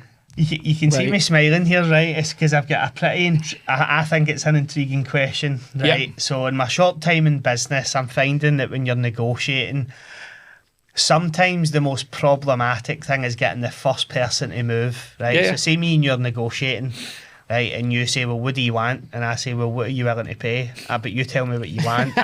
So it's like Nobody's willing to let their guard down. aye, so it's like almost, I don't want to show my cards unless I really undersell. And you go, aye, that's no bother. And you go, fuck, I could have got more. Yeah. Do you find that standoff, is that a real thing where you don't want to show your card, they don't want to show your card, and it's right, come on, we need to start somewhere here? It does. It really depends on the circumstance. Right, so not to kind of come away from it, 100% does. If you mean in any level, every level, it happens. But if you've got a club that are willing to, and they've got the budget there, then they're going to come in and basically say, right, this is the top end of our budget. It's a take it or leave it offer. Right, okay. And then you need to make a decision very, very quickly and say, 2 days left of the kind of a transfer window. We've not got much kind of other interest. We had all our eggs in the one basket here. Mm-hmm. You're going to have to take this. If you mean, you might kind of be able to squeeze them for a bit more, or it's like proper sitting around the table. If you mean, and they're involving the sporting director and the kind of like the CEO and different things, and it's proper negotiation, because then especially when a fee's paid, and then the signing on fees kind of are getting sorted out, and there's accommodation and there's kind of a cars and whatnot, then everything's leveraged, if you mean. Aye. And how is the signing on fee? Contract. How is the signing on fee determined? It can be percentages, if you mean, of the worth. But the way it's usually, something's kind of going for 150 grand, if you mean, there's usually 10, 15, 20, 25, 30 grand, if you mean, that they would kind of get from a signing on. Right, that's okay. part and parcel of their kind of like their remuneration for moving. Mm-hmm. Right, okay. And obviously you hear about footballers running down their contract as well, like going in a free. Yeah. As a football agent, is that like, oh, his contract's running out, this is happy days, this is let's go and get a belt or a deal time, or are they quite tricky to move about? How does the no contract player move for clubs? No contract player, well, there's two reasons here. No contract player could be that a new manager's come in, the player doesn't suit his style of play, so you've become surplus to requirements. That type of kind of a situation is a bit more difficult, right, than I've got a player at a club, if you mean, who is refusing to sign a contract, purely based on the fact that he feels more valued elsewhere. Yeah. Or take the value and the money out of it, the proposition elsewhere. If you mean, it's 9 times out of 10 that happens in Scotland. I mean, so you've got the other kind of 10 clubs here, and then you've got the two big clubs, or bigger clubs, and players are dependent on which side you're West Scotland, if you mean it's like blue or green, they've got a preference to where they want to kind of go. And if they even get a sniff at in one of the kind of clubs coming in, they're going to just kind of sit back and wait for that to happen. But there's two sides of it. If you mean, it's not always it's a difficult situation to be in. I don't think an agent's ever sitting there rubbing their hands, kind of thinking, because you're not working, or certainly this is the way that I operate. If you mean, you're not working for yourself, you're working for the best interests of your client, which is the player. Yeah. So if he is a player that's of value and clubs are interested, and the club that he's with now is not paying him what he feels is fair, then then essentially my job is to kind of open up as many doors as I possibly can to create as many opportunities. And then that's where the signing on fee, if you mean. So if a player's not going for a fee, then they might on the kitty, because a million % he's going to get more wages, if you mean. So that's the terminology where we're kind of running down our contract, because why would I want to sign, if you mean, where I feel I'm valued more? Yeah, that's what I was kind of getting at with the rubbing the hands thing. Like, I was saying, oh well, if they've not got a contract, you don't need to pay the club a fee, then you can get your client a lot more. But is there also one of the questions I had as a football agent and looking after your client? Do you also feel a bit of like you want to look after the club as well? Always. You want, because again, you never want, same way as I was talking about lenders, you never ever want to bite off the hand that feeds you. Yeah. So when you're working, you're trying to, as an agent, you're trying to do what's well, mainly for your player. Let's be brutally honest with you. That's who you're looking after. However, you're trying to make sure that all clubs are kind of happy. You don't want to come away from the table, so to speak, if you mean, where everybody's feeling a bit of aggrieved or they've got a raw deal from it happening. I certainly have an impression, right, and you can correct me on this, but I have an impression that, like, maybe this is more at elite football level, like Premier League in particular, but you get an impression that, like, managers and top coaches almost see the agents as like the root of all evil. Like, you see them talking in media about, like, all the agents, and the agents try to force a move, and I don't know, I get an impression that they're not looking at agents as like this really valuable service. It's almost like they're a hindrance, they're in the way. Is that a real thing? Like, you can correct me on that, or is that just my impression on it? I'll flip it back to you. Do you know what I mean?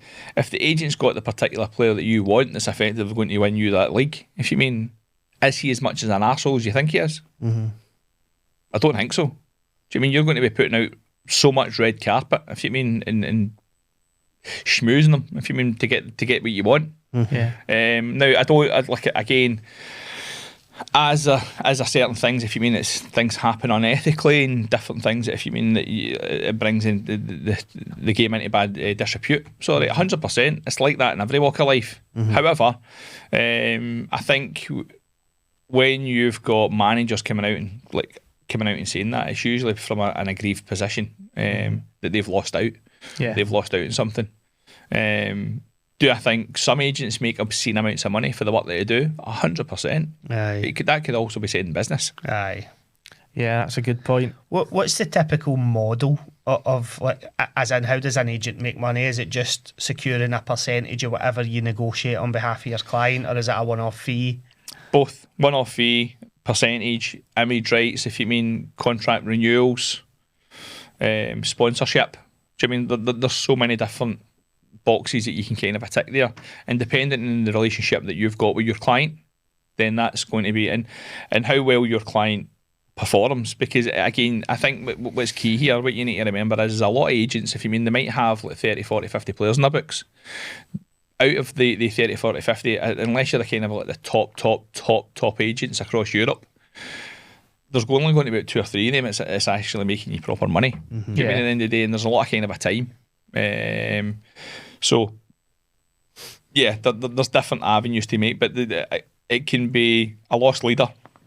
As far as what doesn't get talked about is when you're travelling to, I don't know, like Elgin away. For me, if you mean, it's probably the one that sticks in my mind. If you mean, on a Wednesday night, and you're going to kind of have a look at a few of the players, if you mean, that's going down there, you're travelling up to Aberdeen and whatnot, a kind of a nighttime event or the weekend.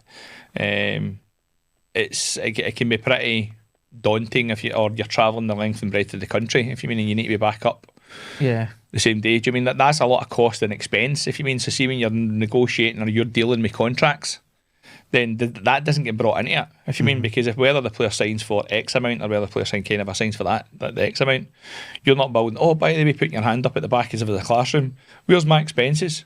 Do you mean you're part and parcel of the deal? Do you mean, but you're working for your client? So that's where you get your fee. That kind of leads me on to one of my questions. So, you spoke about how you got broker clients at the start, and you were sort of, out in the streets, banging the pavements, pounding the pavement. Sorry.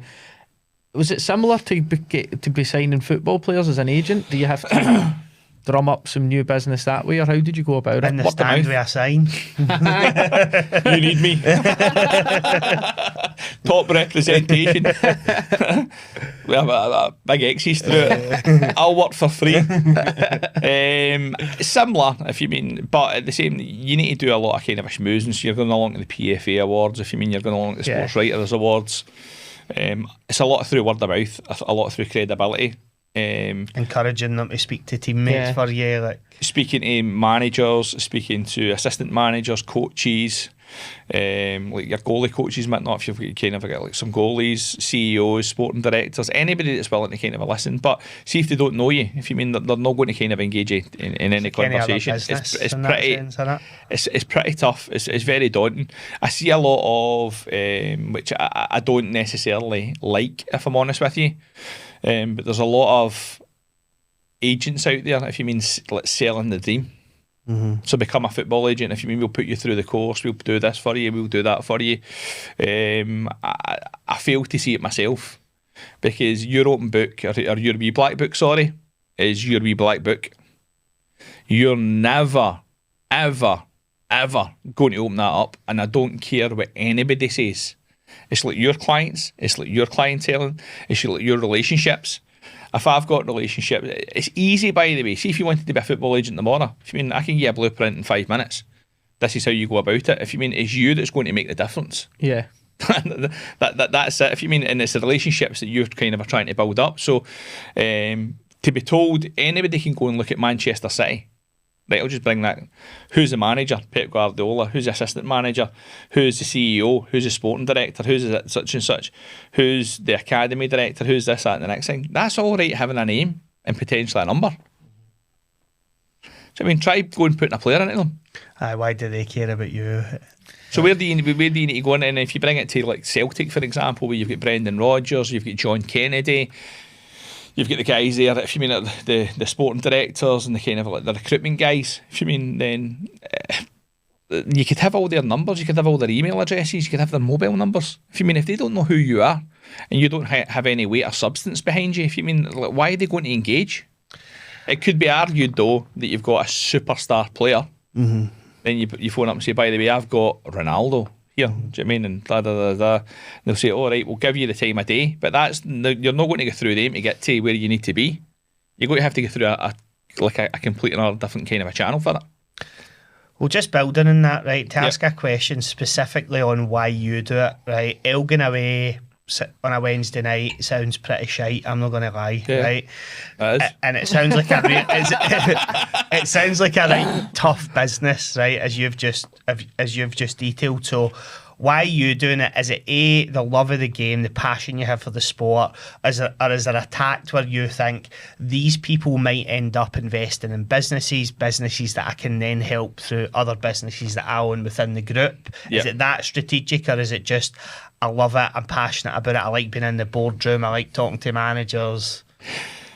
So 1 out of the 3 that you said there, if you mean, it's not strategic business, because there is no strategic business. You're dealing with younger players and different things, and I get the fact that being into boardrooms and whatnot, you can pay for that for hospitality. So again, it's not that. It's 100% not that. You guys can go into the boardroom wherever you want if you want to pay enough money for it. So for me, it's not that. It's genuinely, for me, it's a love of the game. If you mean, it's the thrill of seeing somebody do well and partner with them. And the majority of the players that I've kind of had, especially at kind of a grassroots level, if you want to call it that, have came from like basically unknown, if you mean, and are now plying their trade, if you mean, very high up. and that's something that the enjoyment for me is it's almost personal. Aye. It's like your child, so to speak. If you mean, like, some of them is, if you mean, I've been doing it now for well over 10 years, but when you're going on that journey and you're watching them kind of go through it all, if you mean, and this is when you're a player, you dedicate your life to nothing else but football. And if you're watching these guys do that week in and week out, if you mean, and then I wouldn't say luck. If you mean, I'm not a true believer in luck. I'm a believer in, if you are consistent and persistent enough, you'll get your opportunity. There's no luck. There is no luck involved. An agent or a scout doesn't walk up to a game and think, oh, that boy's absolutely unbelievable. If you mean, I'm going to sign him. Mm-hmm. There's been many probably people spoke about him, if you mean, up to that point to get you to there. Aye. Yeah. Because of the consistency and the persistency, if you mean, and everything else, and probably raw talent as well. Do you mean, let's not forget that. Aye. But even with raw talent, you have to be consistent. Mm-hmm. It must be quite exciting, to be honest, as in, like, partnering with them in their youth and thinking one of these people could be the next whoever. I mean, ultimately, you need one to turn into the Ronaldo, the Messi, the whoever, and you're bloody set. But it's almost, to me, there's almost some synergies in, like, investing in businesses at startup stage where you've no idea how it's going to go, but it's quite exciting. You know, throw them a bit of something, whether it's mentorship, money, whatever they need, let them do their thing and then see where it goes. Yeah, no, you're right. Take them on that journey. You are also on that journey because you're evolving yourself.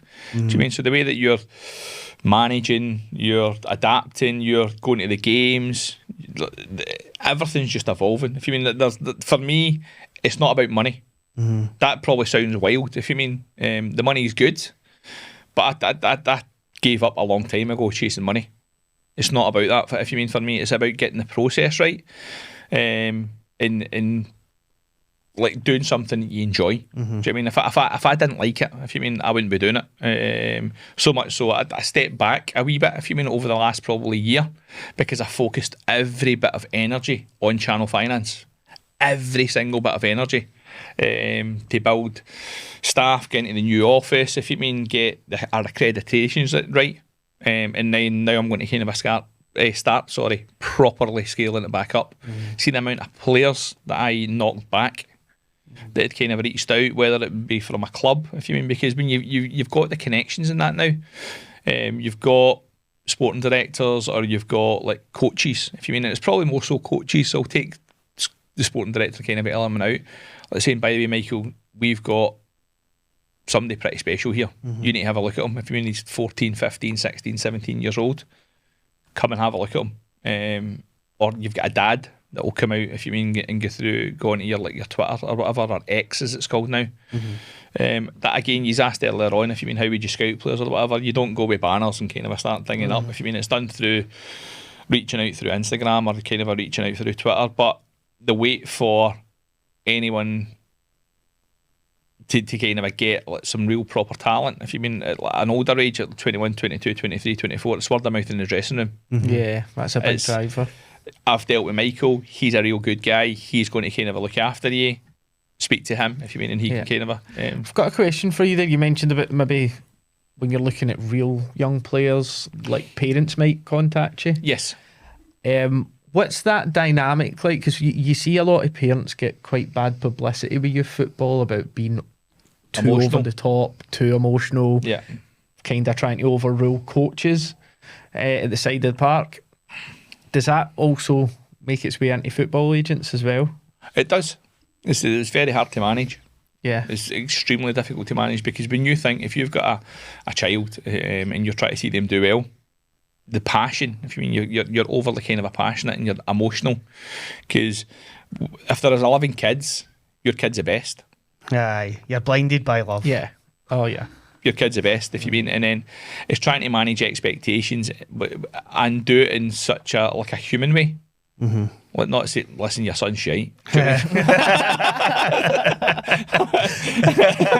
Listen, I don't know how to say this, but Your son's actually a bag of shit. Have you seen him play? Have you seen him wearing number 4 there? I thought you were coming to talk to him about number 10. He's pish. No, it's very difficult. And again, we are only human as well. And we want the best for everybody. But again, time. I mean, you're not going to invest your time into something that's not worthwhile. Now, I'm not going to say that anyone that we don't deal with or any other agent doesn't go on and do well. Do you mean you've got Andy Roberts in there, for example? Do you mean it's the Scotland captain, well renowned? If you mean the Celtic let him go at kind of a youth, and then he started at Queen's Park and everything else, and nobody was willing to kind of take a proper punt on him. He's won 2 Champions League medals, 2 or 3 kind of a premierships. If you mean, and he's went on to do. And that's again, it's an opinion at the end of the day. It's an opinion. It's an opinion formed. If you mean like, but my opinion's formed. Are they a good player? They could be a cracking player, but there's a lot more to it. Do you mean it's mentality? It's how you conduct yourself. These are things I'm looking out for, traits and attributes. If you mean of somebody that can kind of hold himself well. Do you mean and like, yeah. It's not just he's absolutely phenomenal. He's just skint 5 players there. If you mean in Junior Dink, the goalkeeper, I mean brilliant. But then he's come off. He's hit somebody over the head with a bottle. Do you know what I mean? He's swearing at his mum in the stand. Do you know what I mean? Started smoking a fag outside. No, but by the way, this is happened, and you're like, whoa. Can I wish that never happened. Has there ever been any like crazy prima donna demands of a footballer that you've been representing where you've had to sit them down and go, right, come on, I'm not asking a club to do that? 100%, $1,000,000%. If you mean, there's been a couple of occasions, if you mean, but there was one, and it was League One in football in kind of Scotland, and I had younger guy just asking for things. It was just unbelievably, and I just made up my mind right there and then. I'm not representing you anymore. This is not happening. If you mean, didn't tell him right there and then. Because it's your reputation as well. You can't sit in front of a board and say, here's what he's wanting, and they're looking at you going, are you even bringing that to us? Like, tried to hit him over the head with a reality mallet about 3 times. Like, as in, phoned his dad. Aye. Do you mean, this is about 23, I think it's his name. Phoned and says, listen, you need to hit me right in a bit here. Aye. And no. And I just thought, right, okay, this is over. But it's some of the things, they've got a perception, if you mean, or some, but some, I don't think they do it out to be like bad or be an arse. If you mean, it's the world that we live in sometimes. And if you mean, players at big clubs, right? If you mean, so if you're, they're mollycoddled throughout their full life. 12, 13, 14-year-old, 15-year-old, so they're going to like high performance schools. Then they got 16-year-old, they're kind of brought in to like a football environment. They've got their washing done for them, they've got the chefs cooking all their food, their physios, if you mean, they're doing this, they're doing that. They literally want for nothing. Boots, if you mean they're effectively cleaning their boots, their trainers are giving it in the club, tracksuits, the whole shooting match, every single thing. But then, unfortunately, and I will say this, unfortunately, a lot more don't make it through because they don't make it on, they don't break through into like kind of like the first team of the bigger clubs. They've got this perception that oh, well, I'm a lot better than that. I'm a lot better than this, and I'm a kind of a lot better than that. And it's trying to manage that. If you mean, it's the reality. Actually, I bring out the phrase here, the reality mallet. It's like, listen, pal, you're not there anymore. And you're trying to manage that the way through. Some players, if you mean, I take that as a bit of a right. Let's get down to nitty gritty here. Let's see what we can do. But more often than not, it's just like you're going to be too much hard work. You're a prima donna. I mean, this is. And do you think with some of them, there's a preconceived idea that it's football. There's mountains of cash everywhere, when in reality, in Scotland in particular, there's. I was got to say 2, but in reality, there's probably 1 club that does well financially. Yeah. Do you think there is a preconceived idea that there's football, there's lashings of cash everywhere? I want a slice of that. Definitely. And again, this is just what you see on social media platforms. If you mean like all these clubs have got X amount of money, and they can do this and they can do that, it couldn't be further from the truth. Especially Scotland. I think our game in Scotland is devalued massively. Aye. Yeah. By the SPFL, by the SFA, the money that we get from TV rights it's a token gesture. If you mean, it's just to pacifies. Aye. It's like a wee cocker spaniel dog. Do you know what I mean? A wee clap my head. Do you know what I mean? That's what it is. If you mean, thanks very much, we'll keep you as quiet. Here, there's like 4 million just to kind of shut you up. Aye. Whereas when you look at any other club, if you mean, even you look in the Icelandic leagues, if you mean in Norwegians, they're all probably earning double the amount that we get. It's honestly, and that's the thing. It's holding everything back. If you mean from like a player perspective as well. If you mean grassroots, all that kind of comes into it. I know that we're starting to get into a different sphere here. If you mean, but I'm very, very passionate about stuff like this. It's held back. If you mean, because if you're not paying at the top end, if you mean, how do you expect the bottom end to prosper? It's never going to happen. It's never going to happen. In all these artificial pitches and all that, they're a necessity for some clubs because it's their bloodline. Now, there's an entirely different debate there. Whether you like it or you loathe it, it doesn't really matter because your opinion, like mine, is insignificant. See if you've got like a Livingston Football Club, for example, or you've got a Raith Rovers Football Club, for example, and they're very much, I wouldn't say solely dependent, but they're dependent on having that artificial surface to conduct their training because they don't have to go and spend X amount for kind of a training. They've got the youth academies on it. They're bringing in second, third, fourth kind of a generation kind of a financials. And that's all going towards the club to keep it afloat. Then if you take that away and put kind of a grass on it, then they're going to become in trouble very, very quickly. That I can guarantee you. Now, whether we like it or we don't, that's just the reality of it. I think, like, my simplistic view on it is we just shouldn't have clubs in the top tier of the league struggling financially. That, in its simplest form, indicates that there's a problem. Now, some of that might be mismanagement of accounts and, you know, all of that fun stuff. But, you know, there's too many of them that seem to struggle and just get by financially. To me, it's indicative, to your point, that at the top, the money that's being funneled in, it's almost like at government as well. It's like the money that's funneled in at the top determines what happens at the bottom. Definitely. And you've got fan ownership clubs. Don't work. Aye. They'll never work. And again, I would go to about anybody that comes in and wants to have a conversation with me, if you mean about it. They don't work. Do you mean? Well, listen, we could talk to you about this subject in particular all day, but I guess in the interest, keeping this moving. So we always like to give our guests an opportunity to just talk us through, you know, from an ambition perspective, where are you gunning for in the next 3 years? So Channel Finance Group that you've spoke a lot about today, your football agency work, like what are you thinking? Are you quite happy the level that you're at now? Do you want to just keep growing and growing and growing and growing until you're one of the biggest? Like, where is your head at with it all? So on Channel Finance, the hardest part for me, and it has been for me, is kind of a recruitment. It's recruiting the right people, and I think I share that with a lot of business owners. Aspiration wise, we want to kind of double our kind of a turnover within the next couple of years. That's a fact. We've now got it onto a plateau. But we're kind of growing month on month. We've grown the last 3 years. We've taken it to a level that's kind of just surprised me. If you mean, we're just under £1 million, if you mean, kind of like from a turnover perspective. I want to double that, if you mean, but at the same time, it's creating an environment. It's all about environments for me. It's to create an environment where people want to come and work. So yeah, on that side of it, that's from a channel perspective. On football, who knows? Who knows? There could be a couple of things in the horizon. There might not be. But I'm a football man. I'm a football person. I enjoy football. I love the thrill of negotiating. I wouldn't say that I'm kind of down the route of like a sporting director per se. If you mean, I more enjoy the commercial aspect of it. Aye.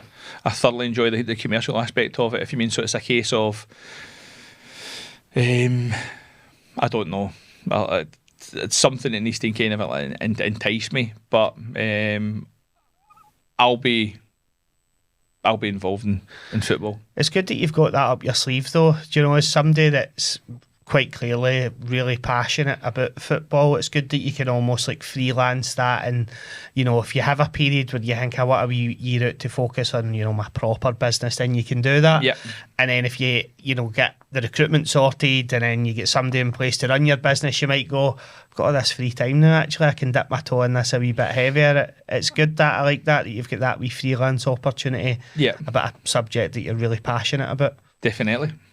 All right, well, listen, we'll wrap it up there, but thanks so much for coming in. That's been brilliant. I think I could have taken our cutlers up asking you questions about football agency, and easily you've taught me a few things about finance as well, mate. So it's been brilliant having you on. And Brilliant.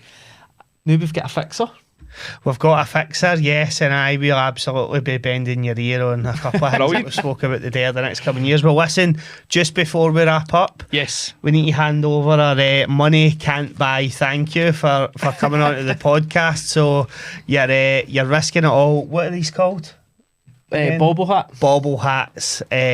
So that's just a wee token gesture for us, mate. I thank you for coming on. Really appreciate it, mate. Thank you. Thanks again.